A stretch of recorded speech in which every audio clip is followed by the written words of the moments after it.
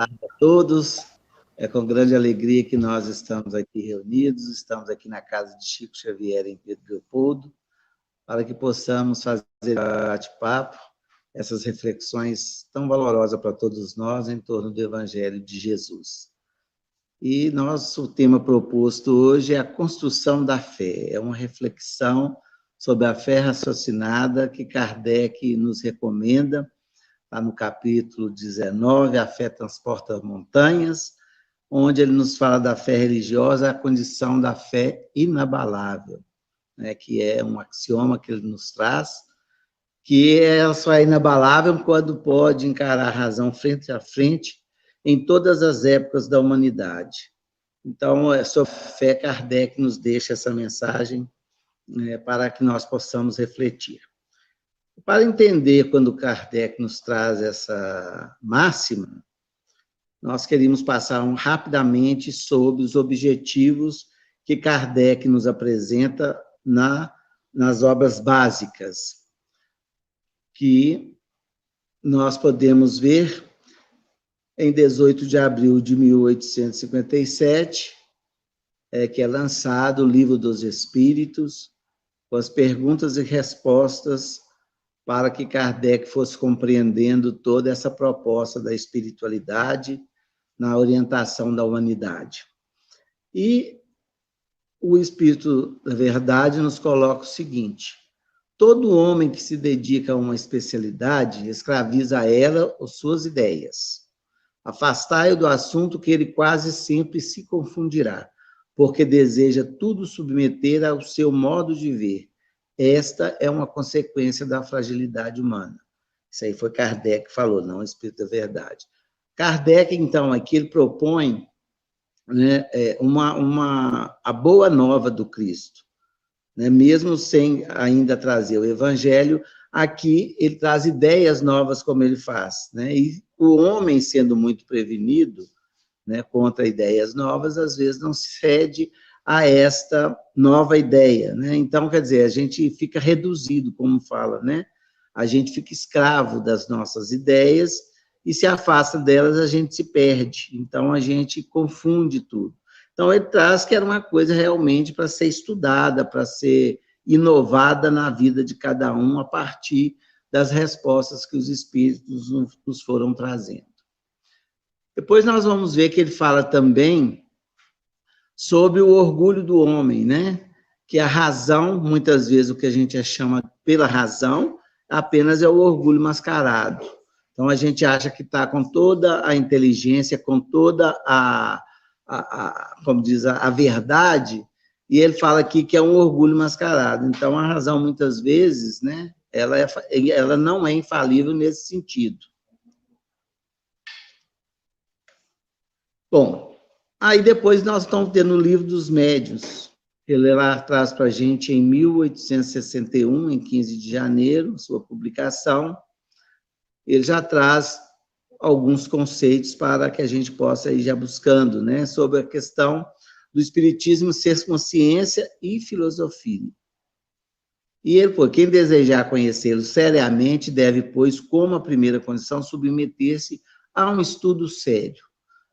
Ou seja, a doutrina espírita apresentada por Kardec no Livro dos Espíritos, explicado os seus mecanismos, a sua metodologia no Livro dos Médiuns, só poderia ser compreendida com um estudo muito sério, que é o que nos propõe a doutrina espírita quando a gente vai descobrir essas verdades. Isso nos objetivos dessa obra do Livro dos Médiuns. Ele fala o seguinte: a crença nos espíritos constitui, sem dúvida, a sua base, mas não basta para fazer um espírita esclarecido, como a crença em Deus não basta para fazer um teólogo, reforçando a ideia da necessidade do estudo e já pregando, né, a fé raciocinada, através do entendimento, através da pesquisa, através da experimentação, através da observação.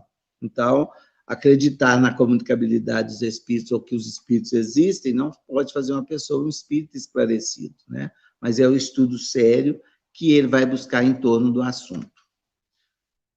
Aí nós chegamos no Evangelho, em 1864, precisamente 15 de abril. Aí é o Espírito da Verdade que traz para a gente uma palavra. Eu vos digo em verdade que são chegados tempos em que todas as coisas devem ser restabelecidas no seu verdadeiro sentido, para dissipar as trevas, confundir os orgulhosos e glorificar os justos. Ora, aqui quando ele vai entrar no Evangelho de Jesus, ele fala de um resgate, né? Para que as coisas devem ser restabelecidas como Jesus nos prometeu quando falou que nos enviaria o Consolador prometido. Então, muitas pessoas que não são espíritas acham uma pretensão do espírita falar isso, né? Mas é justamente nessa proposta de restabelecer o verdadeiro sentido da vida, afastar as trevas da ignorância, né? E os orgulhosos serem mexidos, serem confundidos nas verdades que abrigam no coração e na inteligência, né? Mostrando a verdadeira justiça de Deus. Então, aqui Kardec já vai nos orientar todo o princípio espírita dentro do Evangelho de Jesus. E Emmanuel vem fechar essa questão do tríplice aspecto da doutrina, científico, filosófico e religioso, quando ele nos diz o seguinte, que esse aspecto científico e filosófico sempre vai ser muito nobre nas investigações dos movimentos coletivos, né? Mas não vai ser diferente. Então, todo o aspecto científico e filosófico é estudado pelo homem, de alguma maneira, né? O que ele fala do valor do aspecto religioso é que repousa a sua grandeza divina, né, por constituir restauração do Evangelho de Jesus Cristo, estabelecendo a renovação definitiva do homem. Aí ele vai falar realmente, Emmanuel vem colocar da gente, que é justamente o que o homem ainda não alcançou. E essa semana eu estava vendo uns estudos de uma tendência, né, uma vertente que se diz espírita, mas quer resgatar somente o aspecto filosófico. Uns a ciência, outros a filosofia, e ainda criticam a inserção do aspecto religioso, né, na doutrina, que Kardec o fez. Depois da compreensão, Kardec nos apresenta o aspecto religioso da doutrina. Então, a gente vê que o orgulho ainda, né, fomenta o afastamento. No Evangelho também consta, né, que toda geração é marcada por uma virtude, que a faz crescer, no nosso caso, seria o desenvolvimento intelectual. E o que faz perder é a indiferença moral, que são as nossas dificuldades. Então, o esforço para que a gente busque nesse aspecto religioso essa ligação divina, e que a gente entenda o Evangelho de Jesus como um caminho, a verdade, a vida, né? Como o próprio Cristo diz, como objetivo até da criação e encarnação dos espíritos. Então, é ali que nós vamos ter a renovação definitiva do homem. E a gente ainda tenta protelar, buscando aspectos que são de grande valia, né, no tripé, que é o aspecto científico, filosófico e religioso, para que o homem olhe para o alto, não para baixo, para si mesmo, para as coisas terrenas, porque muitas vezes nós queremos nos mobilizar só nas coisas da terra. E esse aspecto que a doutrina nos traz, nos fala a verdadeira identidade e vida do espírito, que é o que conta. Bom, e agora também no Evangelho, no capítulo que é objeto até do nosso estudo, A Fé Transporta a Montanha, no item 6, ele nos coloca sobre a fé religiosa. E ele fala que a fé é crença nos dogmas particulares que constituem as diferentes religiões.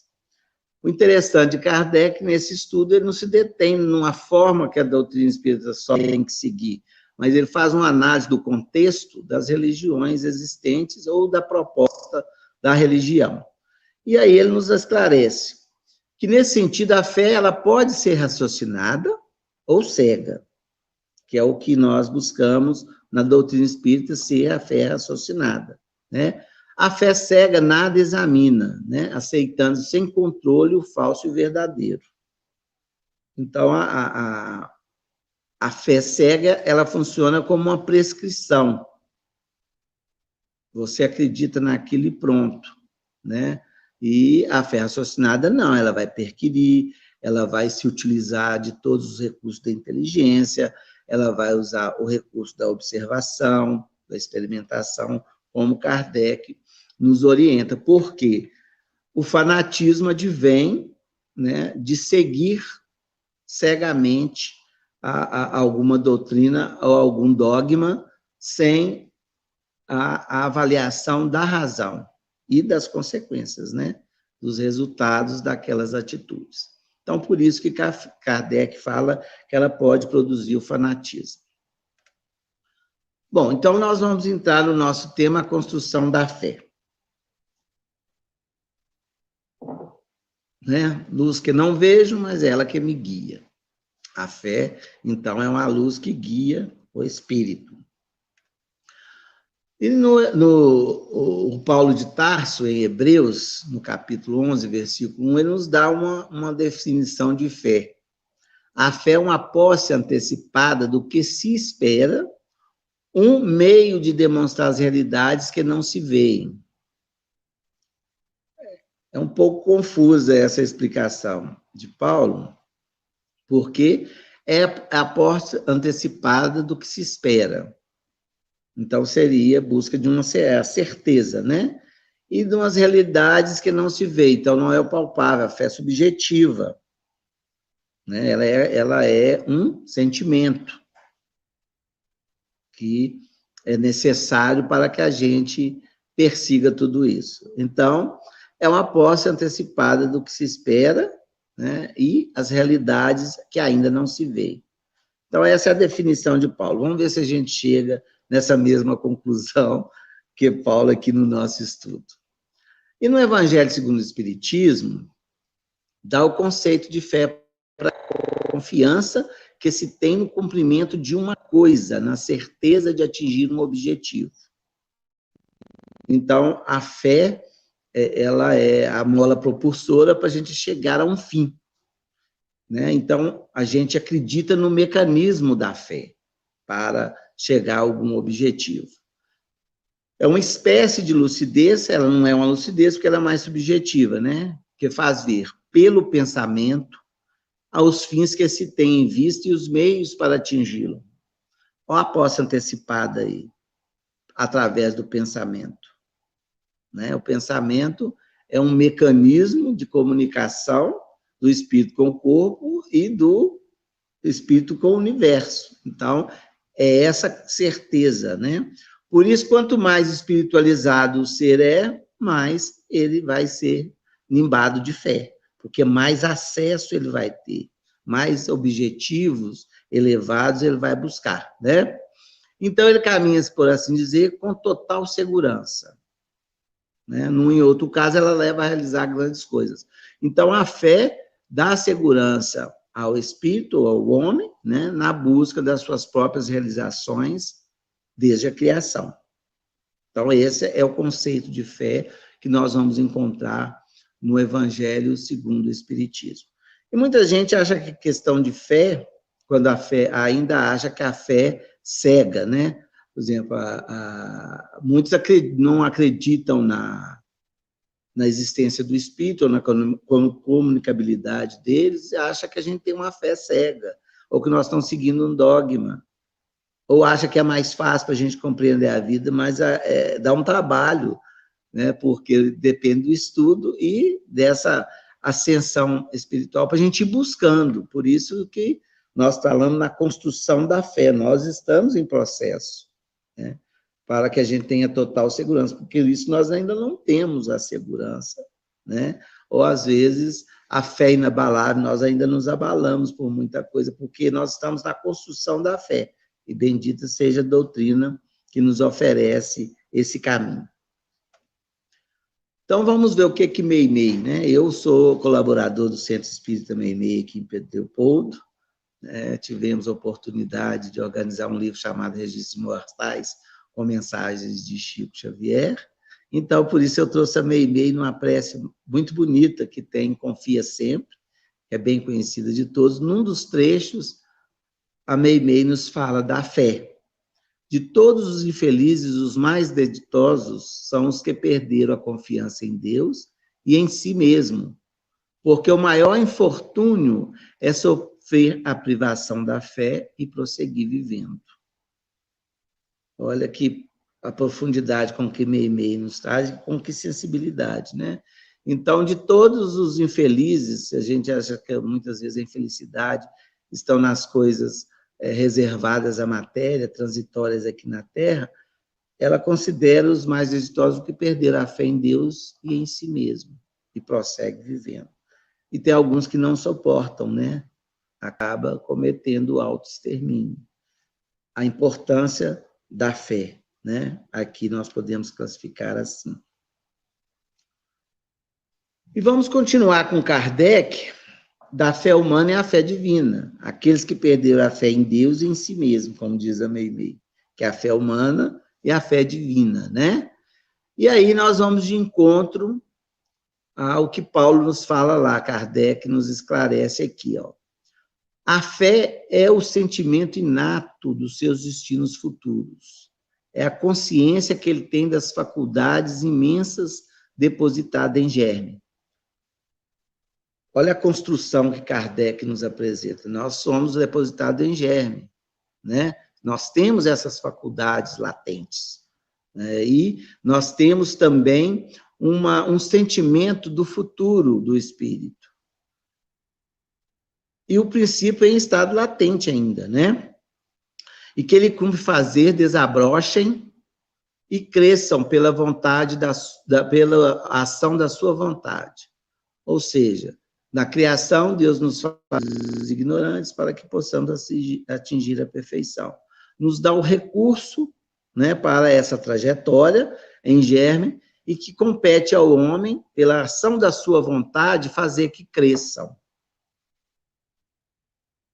Então, nós temos que meditar sobre a fé, está no capítulo da fé, né? Que, então, a fé, ela é um sentimento que deve estar sempre em crescimento através da experiência, através, né, das nossas encarnações, que as experiências vão nos acrescentando. E, então, é a ação da vontade. Fiquei pensando, qual seria a ação da vontade? Aí nós recorremos a Emmanuel. Emmanuel, no livro Pensamento e Vida,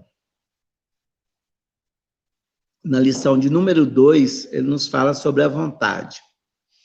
Ele fala que a mente do homem, do ser humano, ele iria dividi-la como se fosse um escritório, a mente e os departamentos que ali funcionassem, né? Então, ele coloca praticamente a nossa mente, o nosso cérebro, como uma empresa, e que coloca os departamentos que ali está funcionando. Então, ele nos dá algumas dicas aqui. O departamento do desejo, em que opera os propósitos e aspirações, ao controle dos desejos naquilo que eu quero, né? Departamento da inteligência, dilatando os patrimônios da evolução e da cultura, que são patrimônios do espírito para o seu crescimento. O departamento da imaginação, amealhando as riquezas do ideal e da sensibilidade, a percepção, né? O departamento da memória, arquivando as súmulas da experiência. Então, esses departamentos constituem a capacidade mental do espírito, né, na sua manifestação através do corpo. E ele encerra esse escritório como chamando ao outro departamento do gabinete da vontade. E ele fala que a vontade é a gerência esclarecida e vigilante, governando todos os setores da ação mental. Então, a vontade é ela que bate o martelo para aqueles outros departamentos. Sem a decisão, sem a aplicação da vontade, nada não será possível. Por isso que Kardec nos coloca, né, no nosso slide anterior, sobre esse germe que a gente faz crescer. E nós temos toda uma estrutura, né, espiritual para que a gente possa acionar para que a ação mental seja governada pelo poder da vontade. Falar da vontade, a gente teria um estudo longo para fazer, mas aqui a gente consegue perceber o que Emmanuel nos fala. E aí, por isso que o Cristo, ele realizou os verdadeiros milagres. Tanto é que Kardec tenta explicar, né? Ele explica racionalmente os milagres de Jesus, né? Mostrou por esses mesmos milagres quanto pode o homem se tem fé. Ou seja, que tem a vontade de querer e a certeza que essa vontade pode realizar-se a si mesma. Para meditar, né? A vontade, ela é ligada diretamente à certeza da fé, né? Então, os milagres que Jesus realizou, a gente vê que, por ele mesmo, ele diz que todos nós poderíamos fazer igual ou melhor a ele, nos mostrando a evolução que nós ainda tínhamos que buscar. Então, a demonstração de Jesus era da fé integral, né? Da fé construída, da fé em ação. Bom, para que a gente possa fazer uma construção da fé nesses moldes tão maravilhosos que nos são apresentados por Kardec, Emmanuel e Jesus, né? Talvez a gente tenha algumas observações a fazer para nos ajudar na construção da fé, né? E tudo começa numa convicção. Então, a PLN, né, a neurolinguística, o planejamento neurolinguístico, que foi muito em voga há uns anos atrás, mas que tem na ciência grandes verdades, pelo que nós pudemos observar, eles tratam da fé, mas da fé em si mesmo. Mas os conceitos que nós recebemos da espiritualidade, do evangelho, não diferem disso. Então, eles começam a falar o que é uma convicção. O que é convicção? A convicção, ela é a base da fé. Um sentimento, uma certeza, isso é uma convicção. Eu tenho uma convicção, uma certeza, um sentimento de certeza, de verdade, sobre alguma coisa, que difere um pouco da ideia. A ideia é mais vaga, ela mais é de um conceito, de uma intencionalidade, eu tenho intenção. A ideia, ela fica mais abstrata. A fé, mesmo sendo subjetiva, ela é real, né? A convicção é a base ou o nascimento da fé. Então, através da convicção que nós vamos desenvolver a construção da nossa fé. O ateu, ele tem uma convicção diferenciada, mas ele desenvolve uma fé, né, na sua realidade material. O católico, o protestante, o espírita na fé cristã, né, nós temos um sentimento, uma certeza que nos norteia através do Divino Mestre Jesus. Então, como Kardec nos explicou, essa fé pode ser cega e deve ser raciocinada, né? Ela tem que ser raciocinada, não cega. Então, vamos estudar um pouquinho isso aqui, da parte da convicção. Como transformar a ideia em convicção? Tudo nasce na ideia, né? Mesmo que seja vaga, por isso que Kardec manda a gente desenvolver o estudo, porque eu posso ter uma vaga ideia da espiritualidade, da comunicabilidade com os espíritos, mas o quê? É uma ideia. Então, eu torno ela em convicção através do estudo, através da experimentação, através da observação. Então, são pelas referências. E aqui nós temos o quê? As referências que nós temos pessoais, né, como pessoas, as nossas experiências, os nossos contatos, enfim, a nossa vida. Nós temos informação, que hoje nós temos bastante informação, Informação não quer dizer conhecimento, né? A informação ela precisa ser desenvolvida com a informação que eu recebi, como eu vou praticar, como eu vou vivenciar, como eu vou aplicar, né? E a imaginação também.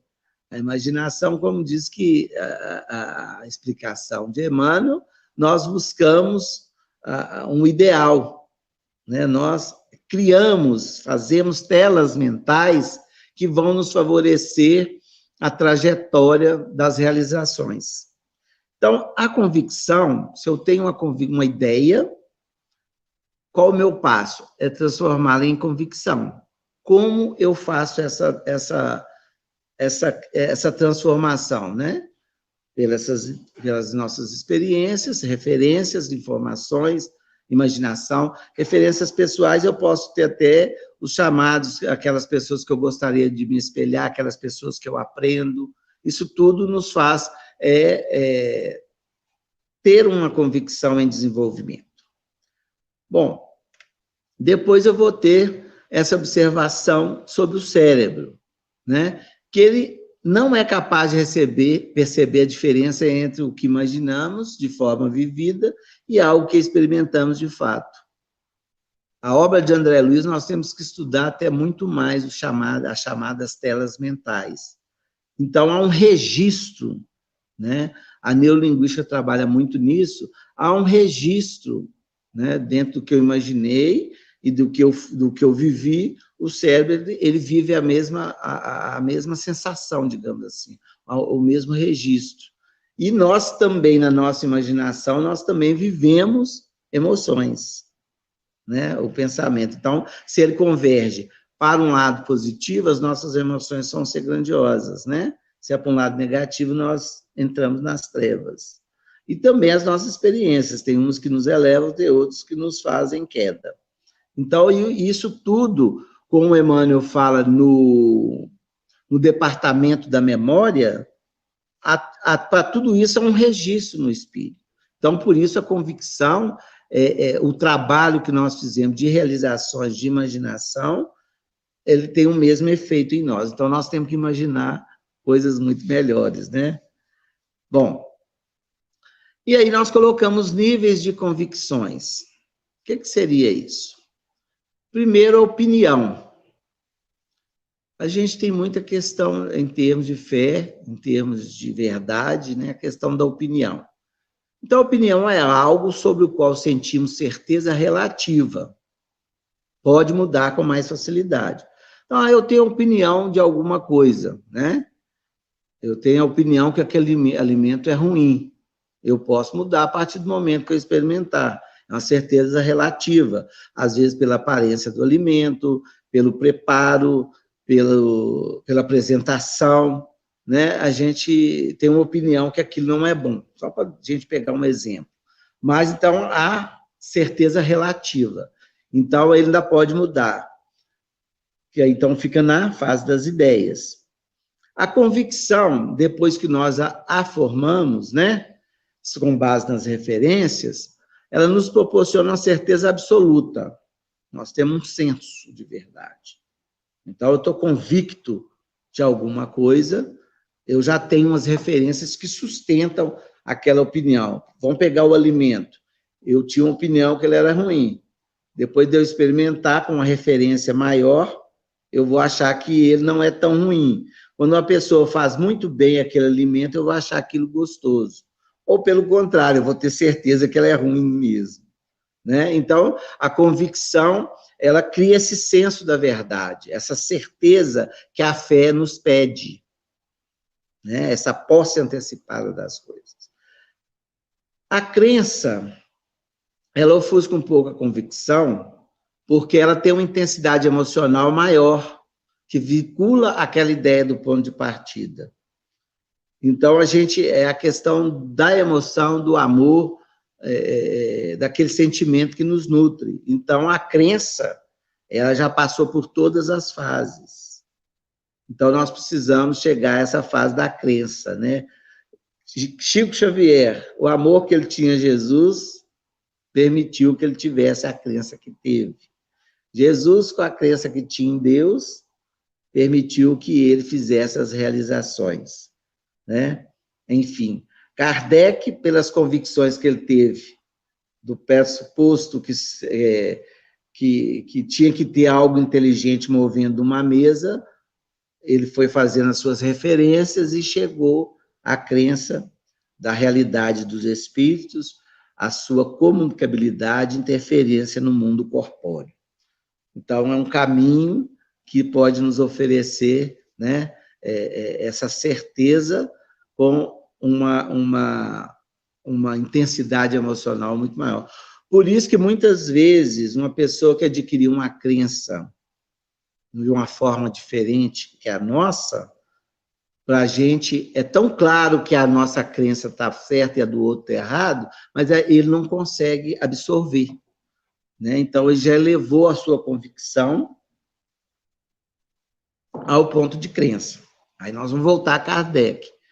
Essa crença tem que ser inabalável em qualquer época da humanidade, né? Porque tem horas de tão firme, uma fé tão firme, mas a realidade da vida muda a nossa crença, né? Então, a crença, às vezes, nos faz tapar o ouvido.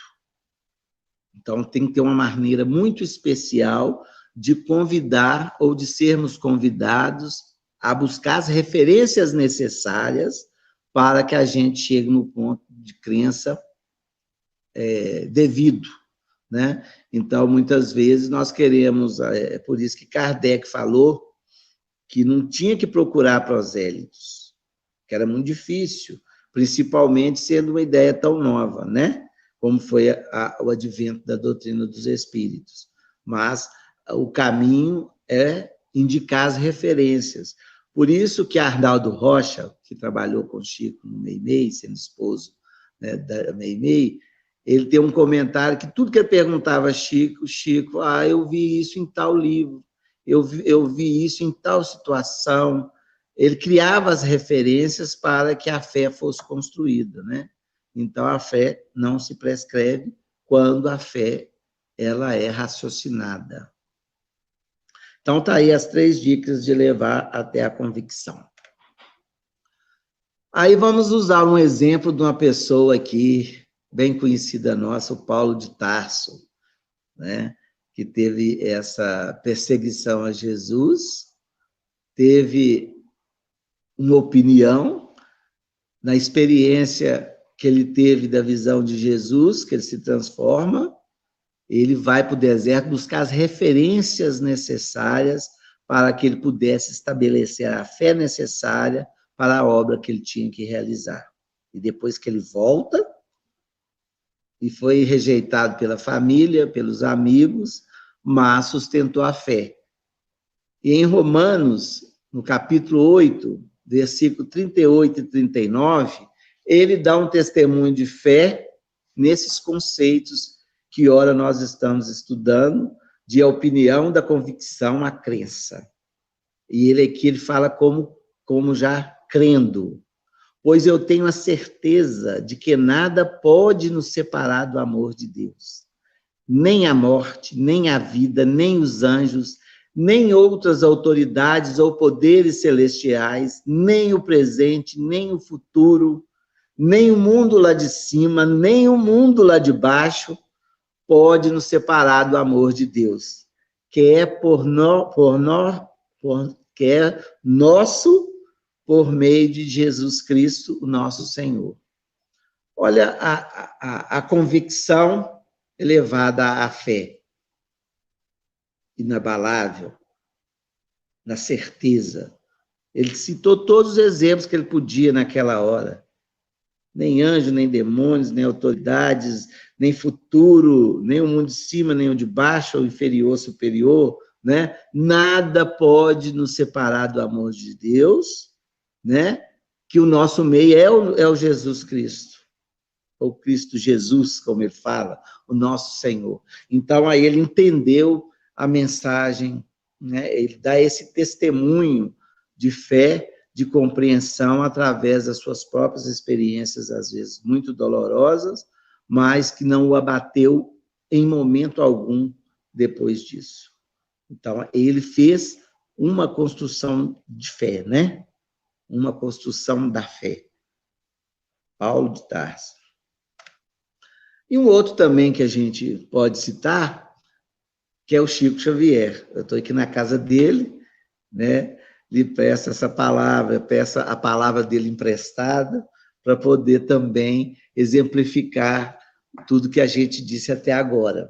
O Chico, na sua experiência como católico, depois ele vai ter aquela experiência do processo obsessivo da irmã, que traz para ele uma nova referência da religião. Ele abraçou essas referências, retornou junto ao casal que o iniciou, participou de algumas reuniões, e depois, quando ele lança o Parnaso, no primeiro livro, ele narra essa história, que é a sua experiência, e fala: sobre esses fatos e essas provas irrefutáveis, solidificamos a nossa fé, que se tornou inabalável, integrada no conhecimento da luz, olha as referências, que deveria, por aí, por diante, nortear os nossos passos da vida. Então, ele assumiu esse compromisso e foi até a sua desencarnação, e continua na espiritualidade, né? Com a fé inabalável, que a partir daquela vivência, daquelas referências, daquelas experiências, daquelas observações, né? Ele chegou à fé inabalável que iria nortear os caminhos daí por diante. Então, são testemunhos que nós temos, né, dessa convicção elevada à questão da fé. Bom, gente, então precisa ter decisões para que a gente siga o caminho, né? Nós citamos esses dois exemplos, Paulo de Tarso e Chico, mais da nossa atualidade, que eles tiveram que tomar decisões e caminhar. Foi difícil, o caminho a gente acha que foi doloroso e difícil, né? Mas, quer dizer, eles tinham essa certeza, um objetivo, a posse antecipada daquilo que não se via. Então, eles tiveram momentos de decisões difíceis. E nós trouxemos também uma reflexão sobre as decisões. São as nossas decisões e não as condições de nossas vidas que determinam o nosso destino. Olha que importante, muitas vezes a gente espera a vida inteira ter condições de, e não fazemos nada. Mas as decisões, sim, nos fazem realizar, porque nós temos aquele escritório com os departamentos e temos a gerência da vontade para nos direcionar. Então, não são condições que nos fazem o crescimento espiritual, são as nossas decisões.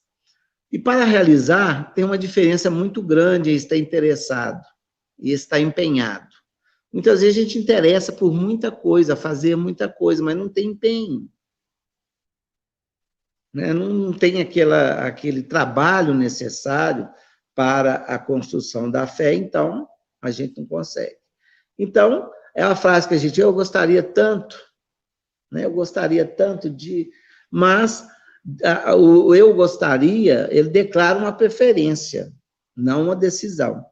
Então, a gente tem que entender o processo decisório da nossa reforma íntima, da nossa transformação moral, da nossa construção da fé, como decisões que, ao longo do caminho, nós vamos tendo que fazer, né? Decidir. Bom, nós estamos caminhando para o final, e aqui nós temos a palavra de Kardec, que nos traz a seguinte explicação, depois que ele avalia todas as questões de fé. Se todas as criaturas encarnadas estivessem suficientemente persuadidas da força que trazem consigo, e se quisessem, por sua vontade, a serviço dessa força, seriam capazes de realizar o que até hoje chamais de prodígios, e que é simplesmente, senão, desenvolvimento das faculdades humanas. Então, Kardec, na descrição da fé, ele, na fé raciocinada, da fé inabalável, ele traz novamente a potencialidade do espírito, que nós ainda não temos conhecimento de todas as nossas potencialidades, todos os nossos germes, para que nós possamos desenvolver essa força interior, essa possibilidade que Jesus nos traz na construção da fé, na realização do que nós chamamos, às vezes, de prodígios, que vai além da nossa capacidade de percepção ou além da nossa capacidade de realização, a gente acha que é muito superior a tudo. Então, aquele que já desenvolveu essa capacidade é que já tem os resultados, já tem a sua ação, né, nesse patamar. Então, o que nós precisamos é descobrir realmente essas potencialidades do espírito, tentar sacar de nós mesmos a perfeição que nos foi dada na criação, né, desenvolver os germes do bem, que nos é ofertado pelo nosso Pai Maior, e que é adubado pelos divinos ensinamentos do Mestre Jesus, para que nós tenhamos essa fé robusta, essa fé capaz de remover montanhas, né? Como nos fala no Evangelho, na passagem da figueira que secou, Jesus aproveita essa oportunidade para falar, né? Se tiveres fé, poderei mandar a montanha ali e se lançar ao mar, e ela vai. E através dessa fé que Jesus fez todas as suas curas, fez todos os seus resgates espirituais dos espíritos sofredores que estavam ali em processos de obsessão. Foi com essa fé que Jesus estabeleceu sua doutrina, que ficou através dos tempos, né, como uma cartilha do Pai Maior a nos favorecer a caminhada. E nós agradecemos de coração essa oportunidade de refletirmos sobre a fé com os nossos irmãos aí de Santos Dumont.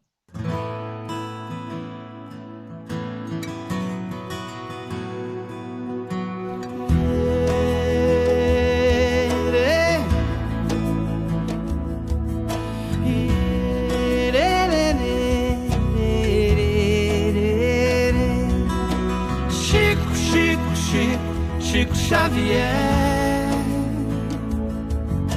Chico, Chico, Chico, homem de fé.